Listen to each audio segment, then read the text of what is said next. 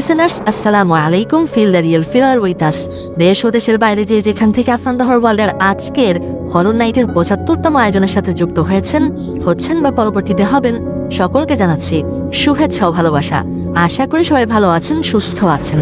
প্রিয় লিসেনার্স, আজকের এপিসোডে একটি ঘটনা নিয়ে হাজির হয়েছি, আর এই ঘটনাটি আমাদেরকে জেনে দিয়েছেন, তার নাম সিয়াম। উনি ঢাকার যাত্রাবাড়ির ১ নং গেট সুতিখাল পাড়ে থাকেন। ঘটনাটি উনি ওনার খালুর কাছ থেকে সংগ্রহ করেছেন, আর ঘটনাটি উনি শুনেছিলেন ২০২৩ সালের দিকে, যখন উনি ওনার খালার বাড়িতে ঘুরতে গিয়েছিলেন। আর খালু মূলত এই ঘটনাটি বলেছিলেন একদম নিখুঁতভাবে, কারণ যার সাথে ঘটেছে তাকে এই খালু খুব ভালোভাবে চিনতেন। মূলত একই জায়গায় বাড়ি বলা চলে, পায়ে হাঁটার দূরত্ব মাত্র ১৫ থেকে ২০ মিনিটের পথ আর কি। তো চলুন ঘটনায় চলে যাই। তবে যাবার আগে সেই কয়েকটি কথা না বললেই নয়, এই ভিডিওর লাইক বাটন প্রেস করতে ভুলবেন না, ভিডিওর লিঙ্কটা বেশি বেশি করে শেয়ার করে দেবেন। আর যারা ঘটনা পাঠাতে চান তারা লিখে অথবা রেকর্ড করে ঘটনা পাঠাতে পারবেন ইমেইল। ঘটনা কেমন লাগলো এই ভিডিওর কমেন্ট সেকশনে কমেন্ট করে জানাতে পারেন, ফেসবুক পেজ এবং গ্রুপে কমেন্ট করে জানাতে পারেন। চলুন ঘটনা চলে যাই। ঘটনাটি ঘটেছিল ১৯৮১ কি ৮২ সালের দিকে।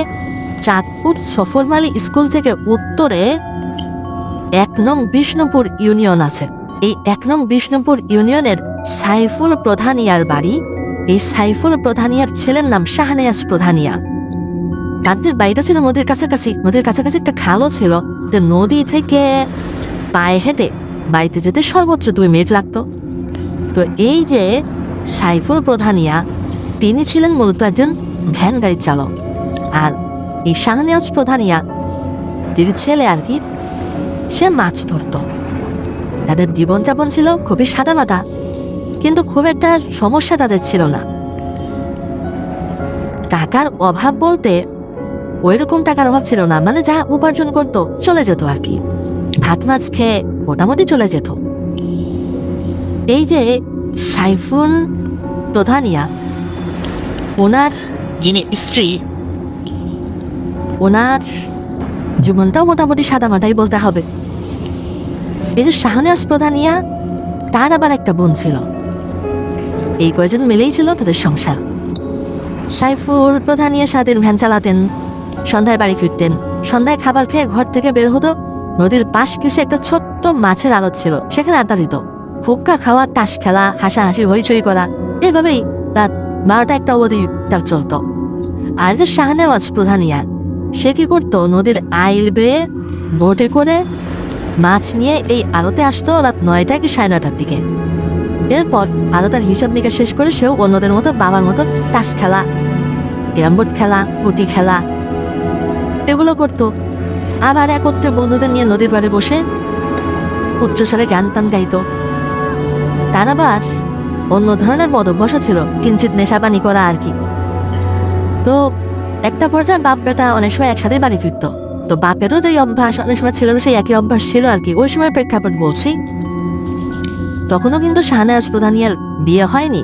তার বয়স তখন ২৬ কি ২৭ বছর এরকম। তো এই যে শাহনেয়াজ প্রধানিয়ার একটা বোন ছিল, সেটা হচ্ছে সে খুব ভালো বাঁশি বাজাতে পারত। গ্রামের সবাই তার বাঁশি বাজানো শুনতে চাইত, আর অনেকেই তাকে শাহনেওয়াজ বাঁশিওয়ালা বলেও ডাকত। এটাই একটা সময় তার ডাক নাম হয়ে যায়, যে শাহনেওয়াজ বাঁশিওয়ালা।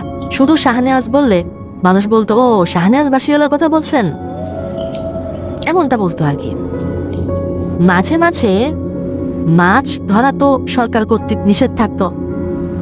কিছু কিছু সময় থাকে না, যেমন ইলিশ মাছ যখন ধরা নিষেধ থাকে, এরকম একটা সময়। তো এরকম সরকারি কিছু নিষেধাজ্ঞা থাকতো, যে সময় মাছ ধরা যাবে না। তো ওই সময়ে সে কি করতো, গ্রামে ঘুরে ঘুরে যাত্রাপালা করতো। তো এরকম নির্দিষ্ট কিছু সময়ে সে যাত্রাপালা করে বেড়াতো। সে লম্বায় খুব বেশি না, আবার খাটোও না, ৫ ফুট ৬-৭ ইঞ্চি হবে আর কি। মাঝারি গড়নের উজ্জ্বল শ্যামলা ছিল এই শাহনেওয়াজ। তো ঘটনা যেখান থেকে শুরু, ১৯৮১-৮২ সালের মাঝামাঝি হবে আর কি। তখন সময়টা অক্টোবর মাস হবে আর কি। তখন মাছ ধরা নিষিদ্ধ, এই শাহনেওয়াজ কেবল তার বাড়িতে এসেছে পাশের এক গ্রাম থেকে যাত্রাপালা করে, মানে মাত্র আসছে আর কি। হাতে বিশাল সাইজের একটা কাতল মাছ, কিছু মিষ্টি, নাড়ু ইত্যাদি। পালার সাথেই অর্থাৎ যাত্রাপালার সাথেই মেলা বসেছিল, সেখান থেকে কিনেছে।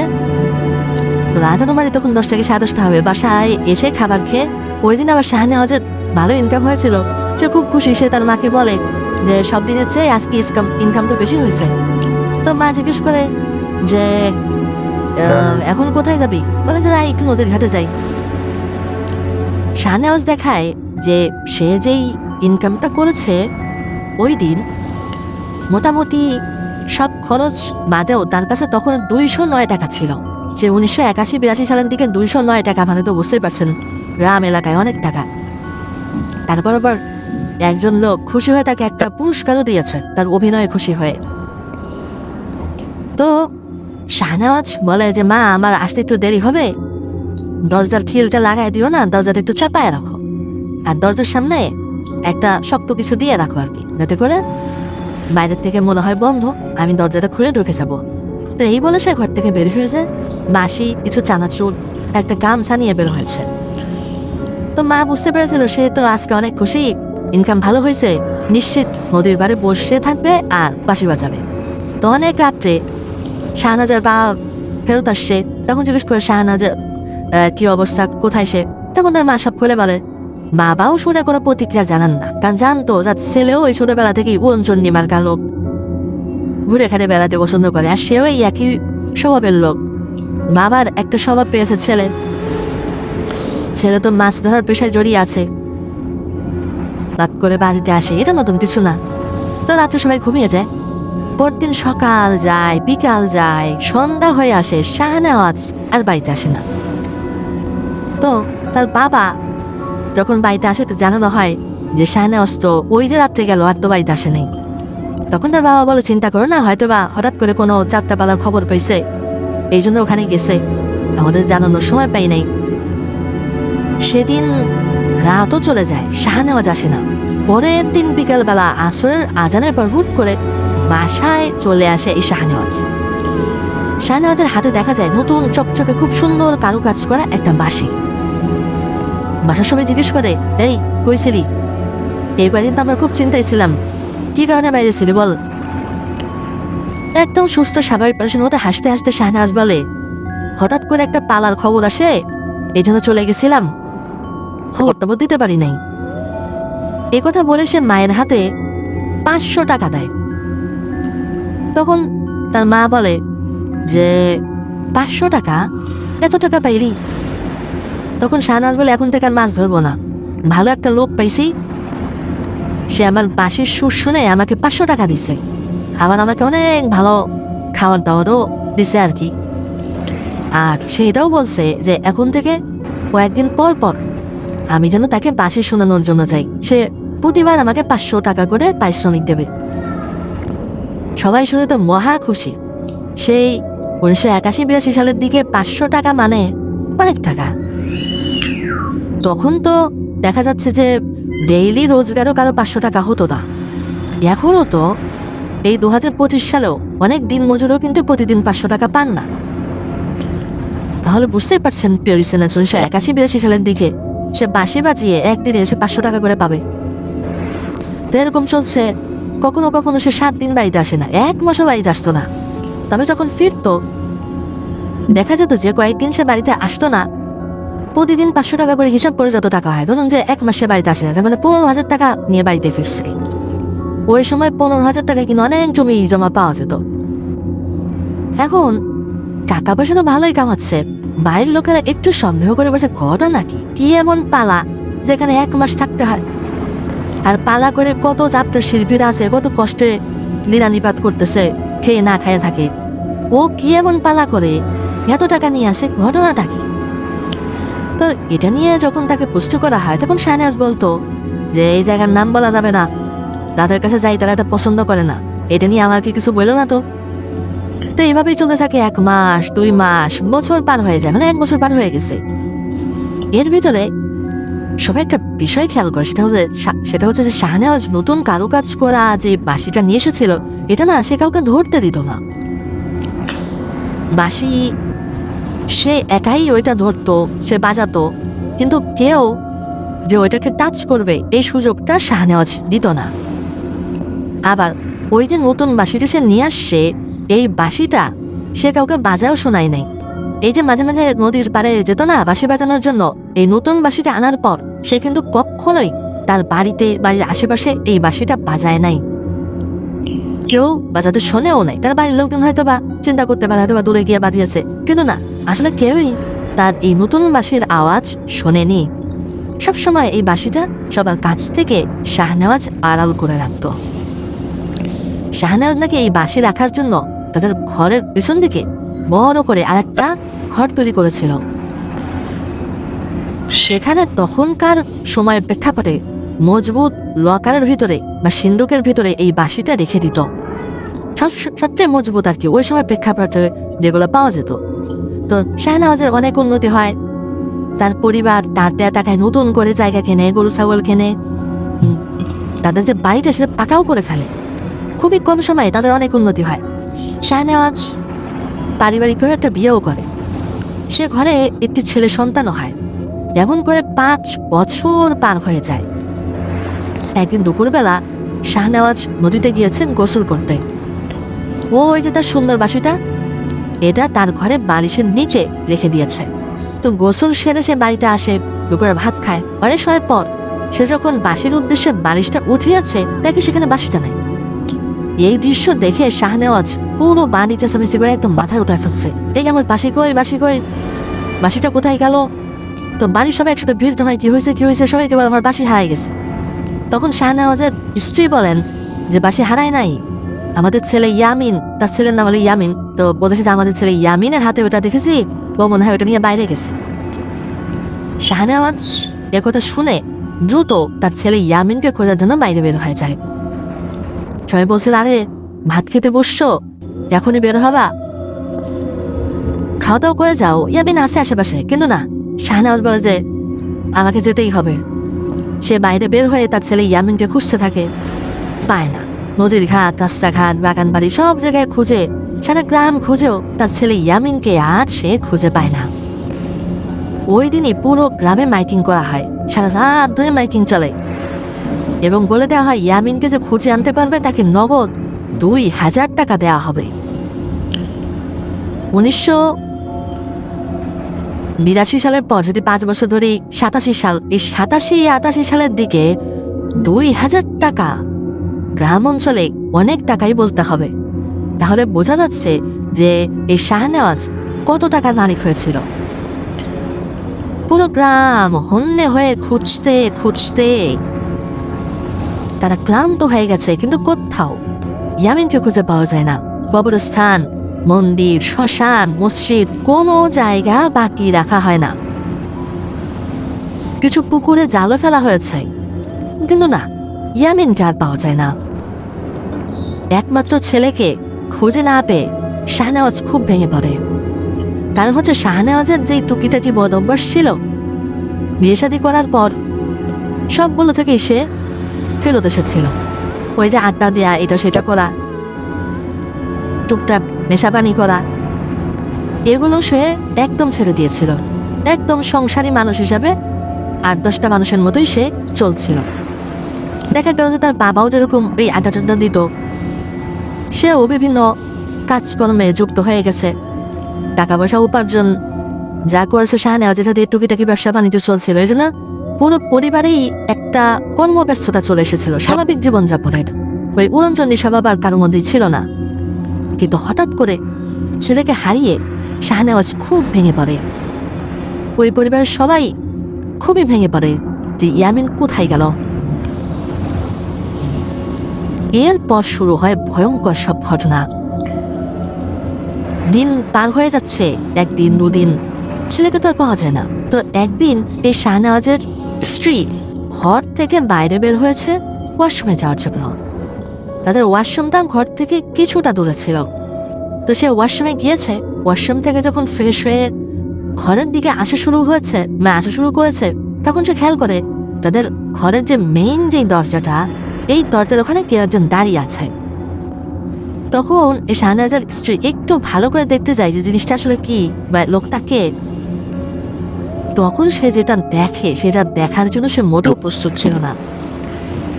সে যখন এগিয়ে গিয়েছে তখন দেখে যে একটা লোক, এই লোকটার গায়ে কোনো চামড়া নাই। মানুষের শরীরের চামড়া যদি তুলে ফেলা হয় তাহলে একটা মানুষকে কেমন দেখা যাবে, ঠিক তেমন দেখা যাচ্ছে। আমাদের চোখের উপরে কিন্তু চোখের পাতা রয়েছে, এই অংশটা যদি তুলে ফেলা হয় আমাদের চোখটা একদম গোলাকৃতি দেখা যাবে। দেখা যাচ্ছে ওই রকম বড় বড় দুটো চোখ। এতটা বাইরে বের হয়েছে সে মনে হচ্ছে এখনই পড়ে যাবে হয়তো। সে মুখ দিয়ে কোনো কথা বলছে না, কিন্তু কেমন যেন একটা গড় গড় গড় গড় শব্দ করছে। তো এই দৃশ্য দেখে শাহনাজের স্ত্রী দেয় প্রচন্ড জোরে এক চিৎকার। যখন চিৎকার দিয়েছে ওই জিনিসটা লাফ দিয়ে মনে হলো কোন দিকে চলে গেল। আর শাহনাজের স্ত্রীর চিৎকারে বাড়ির অন্যান্যরা তো ঘুম থেকে জেগে যায়। তারা ঘর থেকে বের হয়, এসে দেখে যে শাহনাজের স্ত্রী অজ্ঞান হয়ে পড়ে আছে। তাকে ধরাধরি করে ঘরে নিয়ে যায়, জ্ঞান ফেরানোর চেষ্টা করা হয়। যখন তার জ্ঞান ফেরত আসে সে বলে সে কি দেখেছে। তখন বাড়ির লোকজন বলে যে ছেলে হারানোর শোকে হয়তোবা সে ভুলভাল কিছু দেখেছে। এরপর পরের দিন রাতের বেলা সবাই ঘুমানোর প্রস্তুতি নিচ্ছে। এই সময় হঠাৎ করে বাইরে থেকে কান্নাকাটির আওয়াজ শোনা যায়। এই আওয়াজটা ছিল তাদের ছেলে ইয়ামিনের। আওয়াজটা এমন যে মনে হচ্ছে যে একবারে মেইন গেটের সামনেই হচ্ছে। ইয়ামিনকে ওখানে দেখে কেউ মারধর করছে, সেই যন্ত্রণা সে কান্নাকাটি করছে।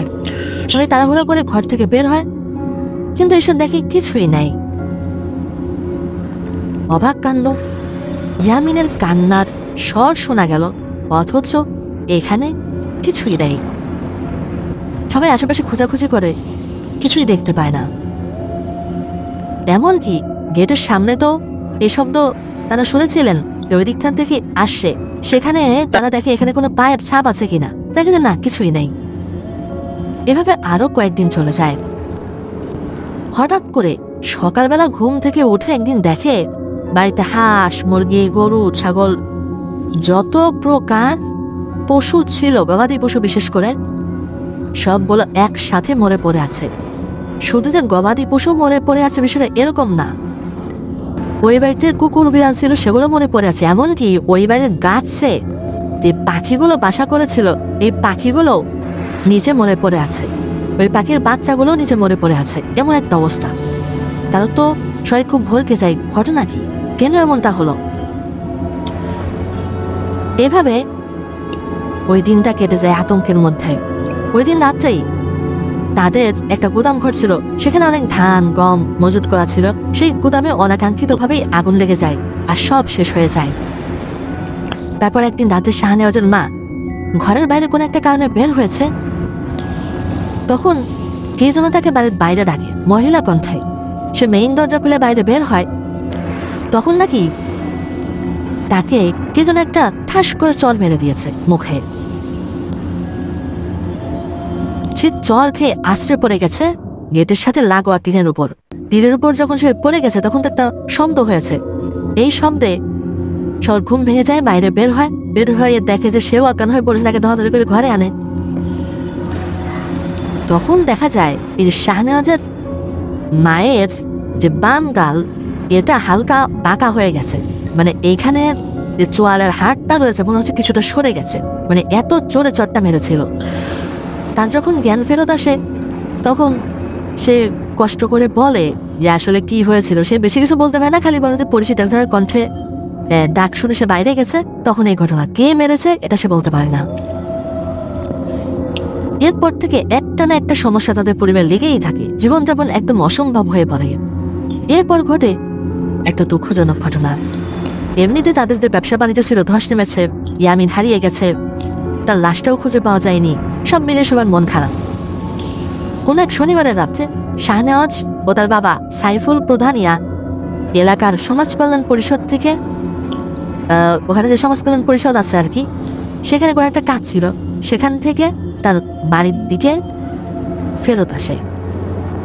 এসে তারা এক দুঃখজনক ঘটনার মুখোমুখি হয়। তারা দেখে ইয়ামিন যেভাবে হারিয়ে গেছিল হঠাৎ করে ইয়ামিনকে তারা পেয়ে যায়, কিন্তু মৃত অবস্থায়। নিথর দেহ বাড়ির এক পাশে পড়ে আছে। ইয়ামিনের দেহ থেকে মাথা সম্পূর্ণ আলাদা করা,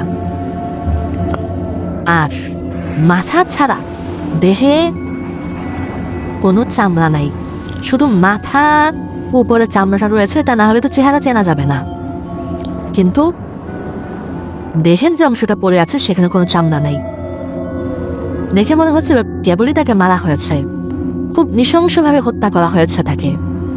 এমনও হতে পারে যে তার শরীরের গলা থেকে নিচের অংশের চামড়াটা প্রথমে তুলে ফেলা হয়েছে, তারপর মাথাটা আলাদা করা হয়েছে, অথবা তার মাথাটাকে কেটে ফেলা হয়েছে, তারপর শরীরের যেই চামড়া সেটাকে ছুলে ফেলা হয়েছে।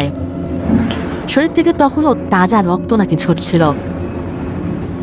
এত অল্প বয়সী এক বাচ্চা ছেলে, তার এরকম ভয়ঙ্কর নৃশংস মৃত্যু, এটা কি কেউ মেনে নিতে পারে? এই দৃশ্য দেখার সাথে সাথে শাহনেওয়াজ অজ্ঞান হয়ে মাটিতে লুটিয়ে পড়ে। পুরো বাড়িতে শোকের মাতম পড়ে যায়। গ্রামের অনেক মানুষ ওই রাত্রে উপস্থিত হন, এসে জিনিসটা দেখেছিলেন। পরদিন জোহরবার ইয়ামিনের দাফন কাফন সম্পন্ন করা হয়। তবে ওই রাত্রে যারা দেখেছিলেন, এছাড়া কাউকে লাশ দেখতে দেওয়া হয়নি, কারণ মাথা ছিল আলাদা করা, শরীরে কোনো চামড়া ছিল না। এই দৃশ্য দেখে অনেকে ভয় পেতে পারেন। তো বাড়ির সবাই শোকে কাতর।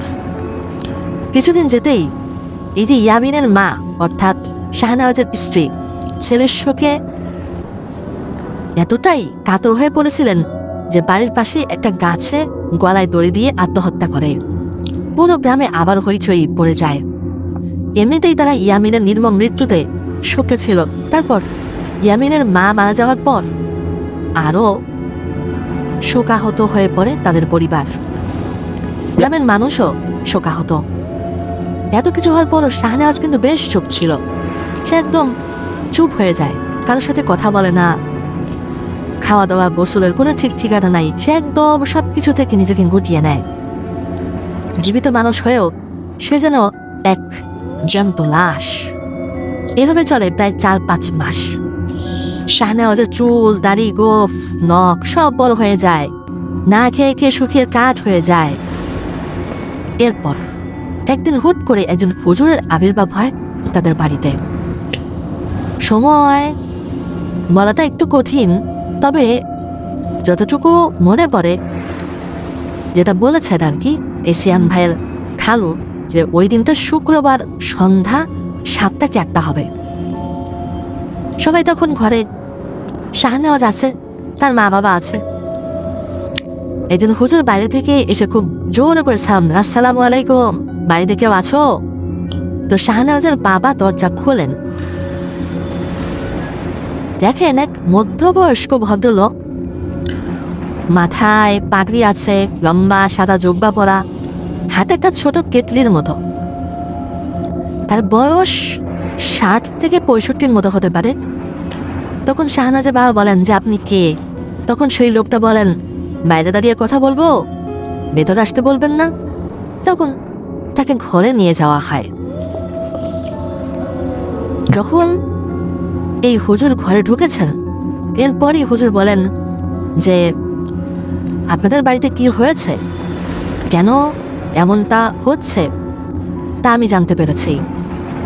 তো যখনই এই কথা উনি বলছেন, হঠাৎ করে তখন শাহনেওয়াজ কাঁদতে কাঁদতে সেই হুজুরের কাছে চলে আসছেন। বলছে যে হুজুর আপনি কি করে জানেন? আপনি কি সবাই সমাধান করতে পারবেন? যদি পারেন তাহলে আগে কেন এলেন না? আমার ইয়ামিনটা তো হারিয়ে গেল, আমার স্ত্রীও মারা গেল। আপনি যদি আগে আসতেন তাহলে ইয়ামিনটা হয়তো বা বেঁচে যেত, আমার স্ত্রীটাও আত্মহত্যা করতো না। বলুন আপনি কে? এভাবে শাহনেওয়াজ কাঁদতে কাঁদতে বিলাপ করতে থাকে। তখন হুজুর শাহনেওয়াজের মাথায় হাত দিয়ে আদর করে দেন, সান্ত্বনা দেন।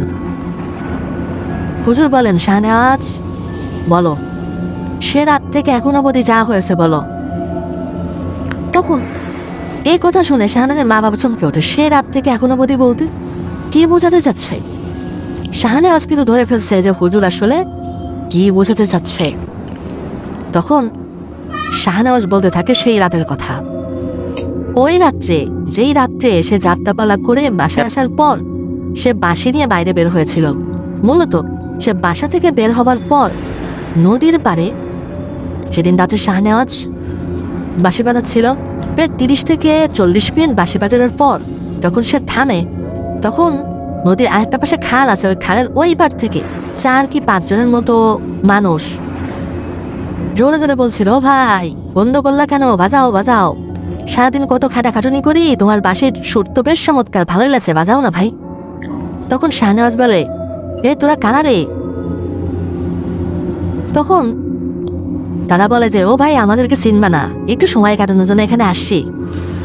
তখন শাহনেওয়াজ বলে, জানে বেটা তোমাদের জন্য কেন বাঁশি বাজাচ্ছি নাকি?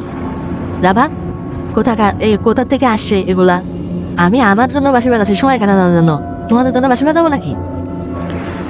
যদি বাঁশি শুনতেই চাও তাহলে কিন্তু 400 টাকা দিতে হবে, তাহলে বাঁশি বাজাবো।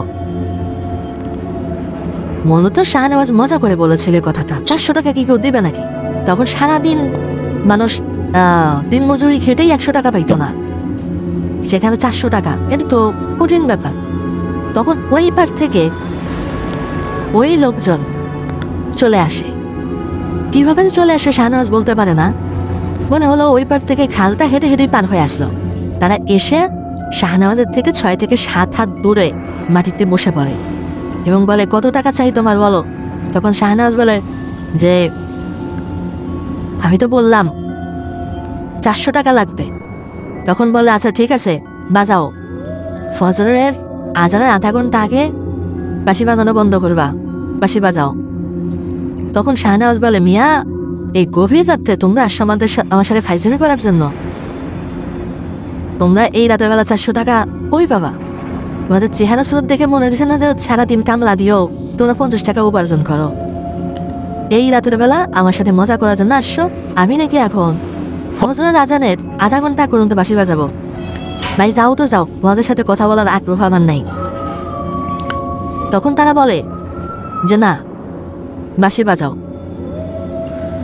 অথবা আমাদের সাথে চলো, তোমাকে আবার এখানে রেখে যাব কালকে। এই মুহূর্তে তো আমরা আসলে এত টাকা নিয়ে আসি নাই, আছে টাকা আছে, বাসায় আছে, কালকে যখন তোমাকে রেখে যাব কথা দিলাম 400 না 500 টাকা দিব। তখন শাহনেওয়াজ বলে, তো ঠিক আছে চলো যাই তোমাদের সাথে। তখন তারা কি করে, একটা কালো কাপড় বের করে আর শাহনেওয়াজের চোখ কাপড় দিয়ে বেঁধে দেয়। আসলে শাহনেওয়াজে বাধা দেবে এরকমটা তার মনে হচ্ছিল না কোন একটা কারণে। যখনই বেঁধে দিয়েছে সাথে সাথে শাহনেওয়াজের এমন একটা অনুভূতি হয় সেজন্য একটা গতিতে উপরে উঠছে আবার নিচে নামছে, উপরে উঠছে নিচে নামছে। আমরা অনেক সময় নাগরদোলায় উঠি না, নাগরদোলা যখন উপর দিকে ওঠে কেমন অনুভূতি হয়, আবার নিচ দিকে নামে কেমন অনুভূতি হয়, তার নাকি ওই রকম অনুভূতি হচ্ছিল।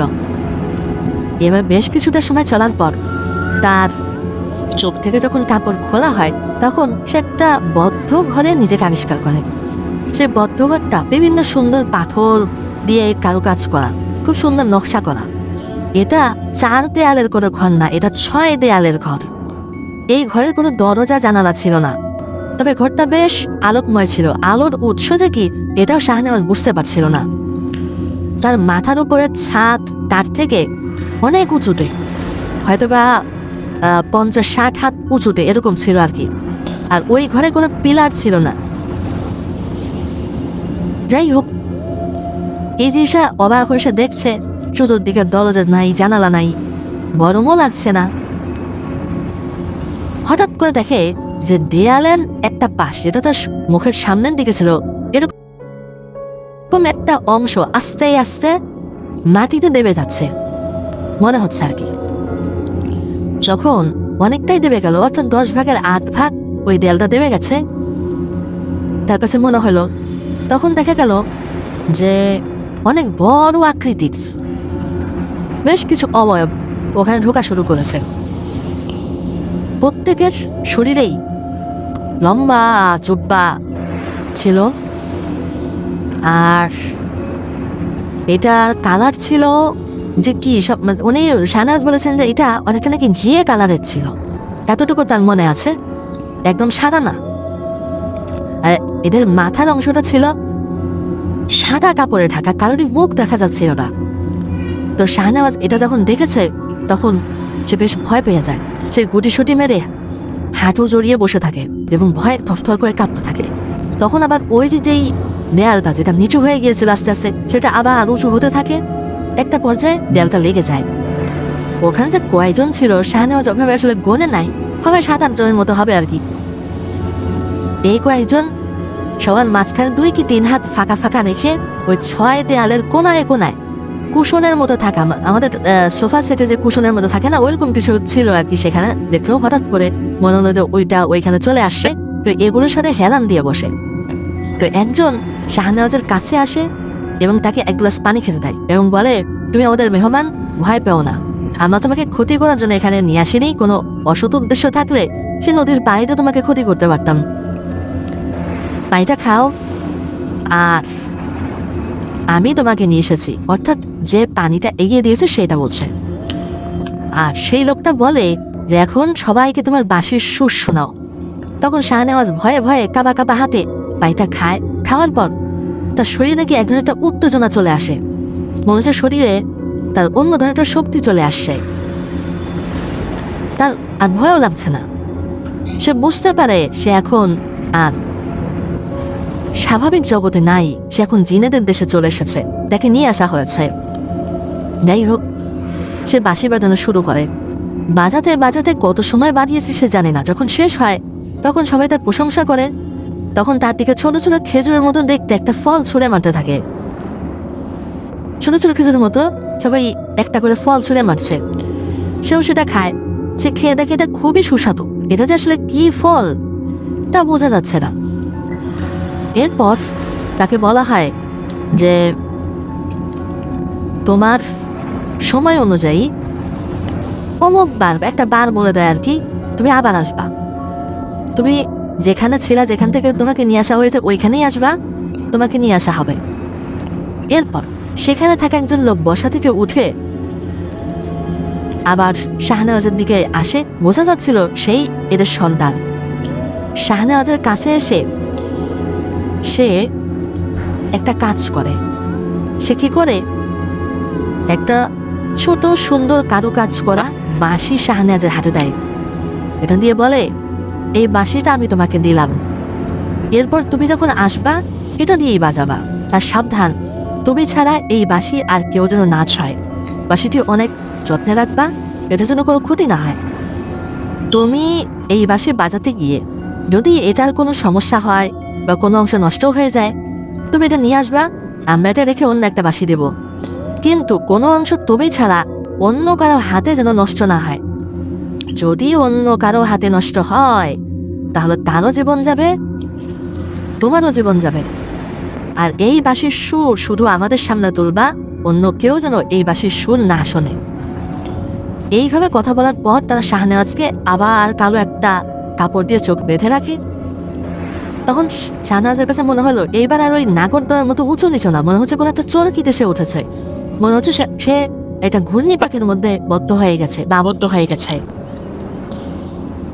এরপর তার যখন চোখ খোলা হয় দেখে সে ওই নদীর পাড়ে।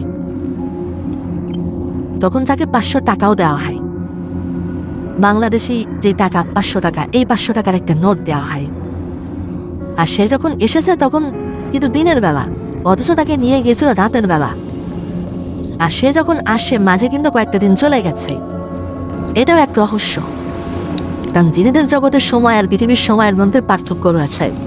তো যাই হোক, এরপর তো শাহনেওয়াজ চলে আসে। এই বিষয়টা সে আর কাউকে বলে নাই। সে বলছিল পালা করতে গেছিলাম, যেহেতু সে যাত্রা পালা করতো, ওই সময় মাছ ধরা নিষেধ ছিল।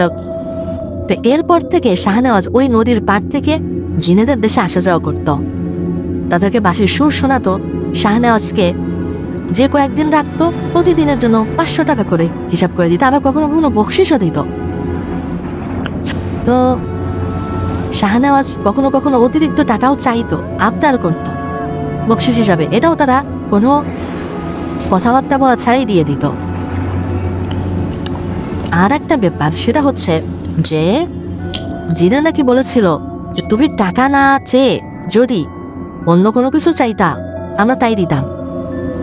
আমরা এক কথায় বিশ্বাস করি, ওই নদীর পাড়ে তুমি 400 টাকা চেয়েছিলা, ওই সময় যদি বলতা আমাকে স্বর্ণ হীরা মণিমাণিক্য দিতে হবে, আমরা রাজি হয়ে যেতাম।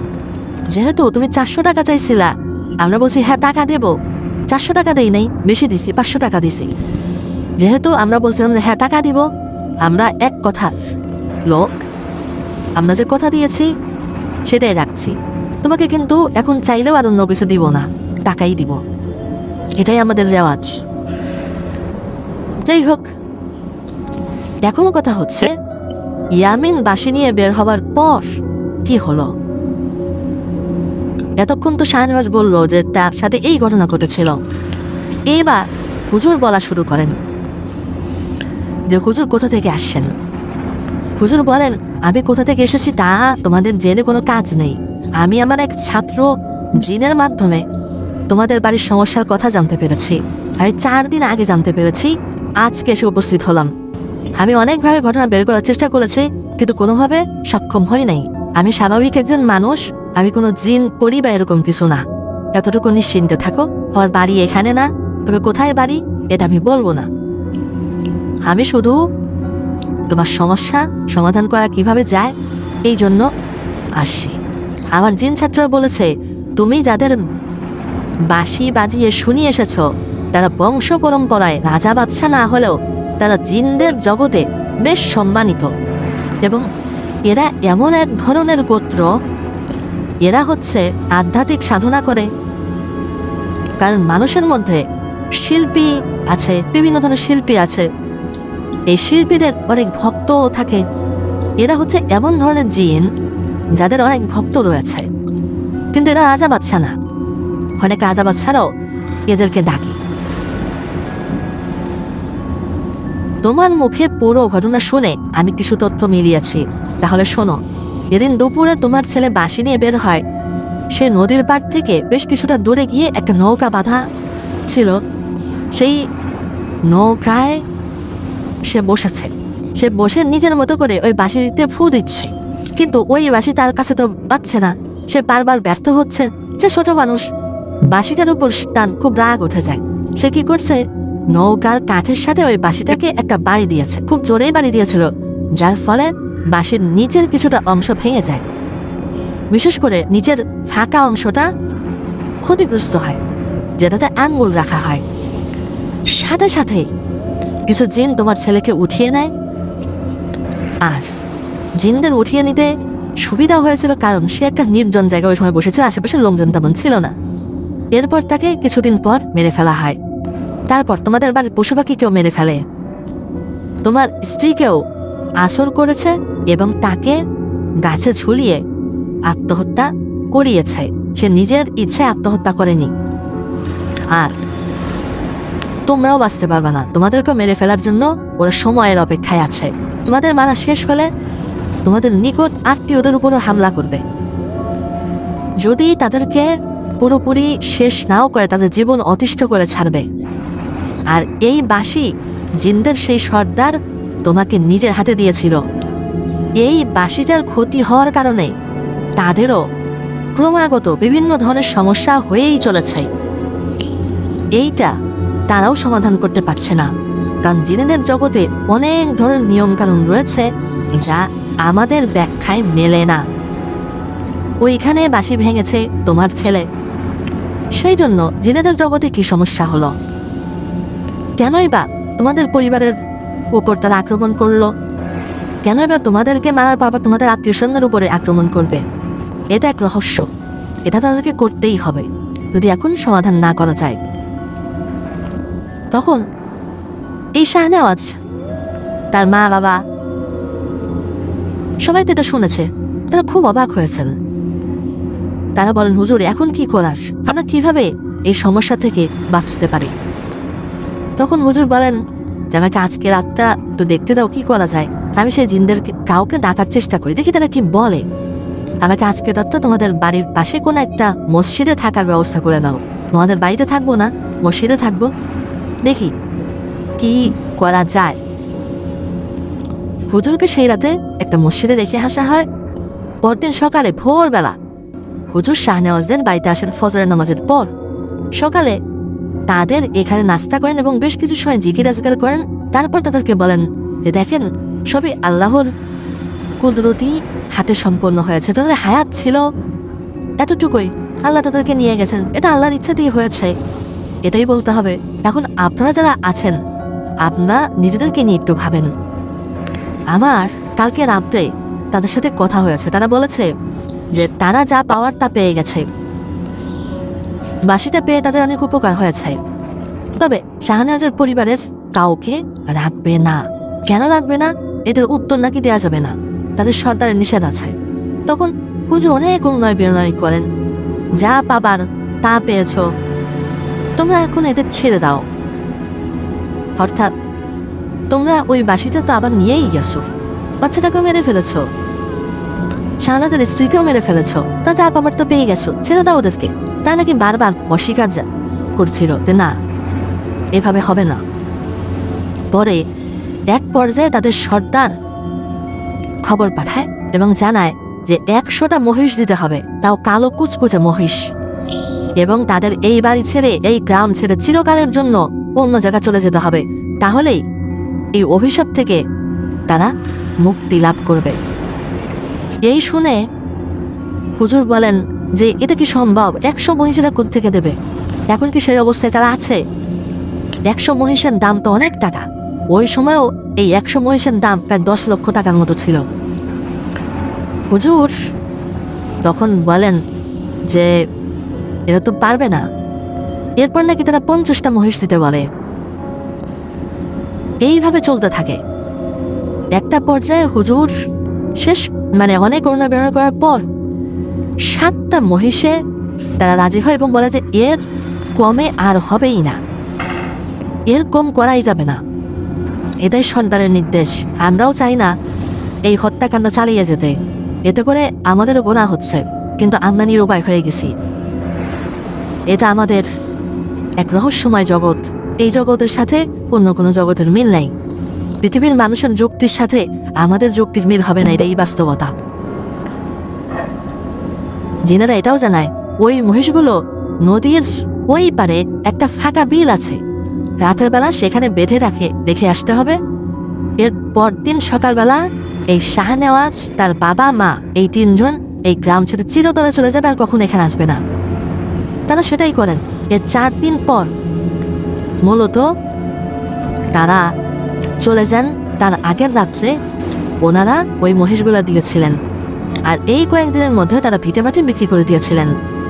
ওই বলে দেওয়া জায়গায় 7টা মহিষ রাত্রেবেলা রেখে আসছিলেন, সকালবেলা তারা চলে যান। ওই সময় নাকি এই 7টা মহিষ ওনারা কিনেছিলেন 54,900 টাকা দিয়ে। এরপর তো ওনারা চলে গিয়েছিলেন। ওই সময় হুজুরকে বেশ কিছু টাকা দিতে চেয়েছিলেন, হুজুর নাকি নেন নাই। শাহনেওয়াজের বাড়ির যে জায়গাটা, ওইটা নাকি এখন আর নাই, নদীতে ভেঙে গিয়েছে। আর শাহনেওয়াজ, তার বাবা মা, এনারা যে কোথায় চলে গেছেন এটা আর কেউ বলতে পারে না। হয়তো অনেক দূরে চলে গেছেন, যেহেতু কথা ছিল যে এইখানে তারা আর আসবে না কখনো। শাহনেওয়াজ তার স্ত্রী পুত্রের কবর কিন্তু এখানেই রেখে গিয়েছিল, কিন্তু আর কখনোই সে আর এখানে আসে নাই। হয়তো অন্য কোথাও গিয়ে সে নতুন করে জীবনযাপন শুরু করেছিল। আর এই জায়গাটা নদীগর্ভে বিলীন হওয়ার কারণে শাহনেওয়াজের গল্পটাও অনেকেই ভুলে গিয়েছে। বিশেষ করে খালু, উনি কিছুটা অংশ প্রত্যক্ষ করেছিলেন। তো এই যে যারা প্রত্যক্ষ করেছেন ওই সময়, তাদের মুখে মুখে কিছু কিছু লোক হয়তো বা এই ঘটনা শুনে তারা জানে। তো এভাবেই এই ঘটনাটা সিয়াম ভাই জেনেছেন এবং আমাদেরকে পাঠিয়েছেন। প্রিয় লিসেনার্স,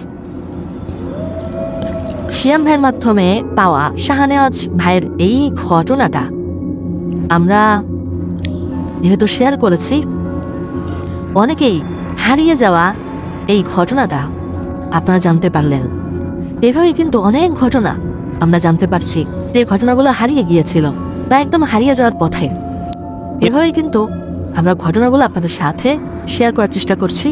আপনারা বেশি বেশি করে ঘটনা পাঠাবেন, তা না হলে আমরা কিভাবে এই ধরনের ঘটনা আপনাদেরকে শোনাতে পারবো। বেশি বেশি করে সত্য ভয়ের ঘটনাগুলো আমাদেরকে আপনারা পাঠান।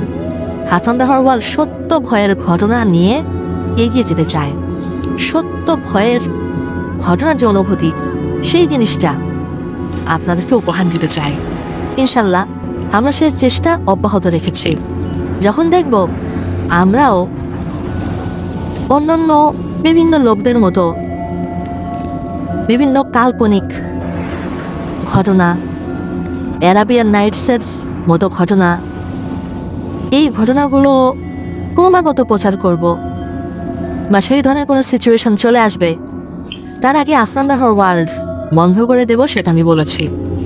কারণ যে প্রতিশ্রুতি দিয়ে আফরান দাহর ওয়ার্ল্ডের যাত্রা শুরু হয়েছিল, যে সেই প্রতিশ্রুতি যদি রক্ষা করতে না পারি তাহলে আফরান দাহর ওয়ার্ল্ডের যাত্রাও শেষ হয়ে যাবে। লিসেনার্স, আফরান দাহর ওয়ার্ল্ড যেন দীর্ঘ সময় চলতে পারে, এই জন্য আল্লাহ তাআলার রহমত এবং আপনাদের সাহায্য প্রার্থনা করছি। আপনাদের কাছ থেকে সত্য ভয়ের ঘটনা আমরা পেতে চাই, তাহলে আমরা দীর্ঘ পথ একসাথে ইনশাল্লাহ পার দিতে পারব। পৃথিবীতে সব কিছুই একটা সময় শেষ হয়ে যাবে। আমরা যখন কোনো একটা প্ল্যাটফর্ম চালু করি, আমরা চিন্তা করি অনন্তকালব্যাপী এই জিনিসটা আমরা চালাবো। আসলে কি বাস্তব এই কথাটা? না, সব কিছু একটা শেষ আছে, কেন যেন আমরা সেটা মানতে চাই না। এটাই বাস্তবতা যে অনেক জনপ্রিয় অনুষ্ঠানগুলো একটা সময় শেষ হয়ে গেছে, হারিয়ে গেছে। আমাদের এটাও একটা সময় শেষ হবে, এটা নিশ্চিত। কিন্তু এই পথটা আমরা আরেকটু দীর্ঘায়িত করতে চাই। আল্লাহর কাছে কামনা করে আল্লাহ এই পথটা আমরা আরো যেন দীর্ঘ করতে পারি আপনার ইচ্ছায়। এটাই আল্লাহর কাছে চাওয়া, আর লিসেনারদের কাছে চাওয়া আপনারা সত্য ভয়ের ঘটনাগুলো আমাদেরকে দেবেন। প্রিয় লিসেনার্স, আজকের এপিসোড থেকে বিদায় নিচ্ছি। আসছে বৃহস্পতিবার থার্সডে নাইটের নতুন আরো একটি এপিসোড নিয়ে আপনাদের সামনে হাজির হব ইনশাআল্লাহ। চাই ভালো থাকবেন, সুস্থ থাকবেন, আমার জন্য দোয়া করবেন, আমার পরিবারের জন্য দোয়া করবেন, আপনাদের জন্য দোয়া রইল, আপনাদের পরিবারের প্রত্যেকের জন্য দোয়া রইল। মহান আল্লাহ সুবহানাহু ওয়া তাআলা আমাদেরকে ভালো রাখুন, সুস্থ রাখুন, নিরাপদে রাখুন, আফরান দাহর ওয়ার্ল্ডের সাথে রাখুন। আসসালামু আলাইকুম।